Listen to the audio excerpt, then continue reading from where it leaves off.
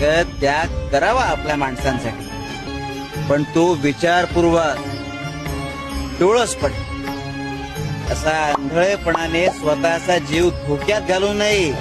आणि उपाशी पोटी तर नाहीच नाही, काही न खाताच विचार करत बसले होतेस ना.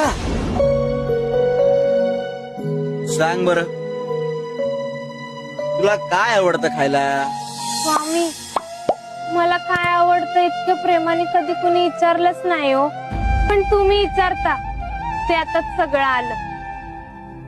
मला काय बी नको, फक्त तुमची कृपा राहू द्या. आता डोळे मिटून हात पुढे कर बर, आम्ही तुला एक गंमत देऊ.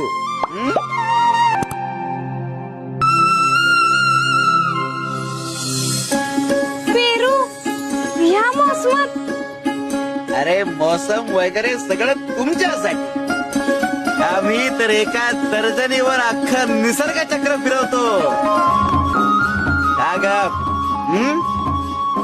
आणि पुन्हा असं उपाशी राहायचं नाही.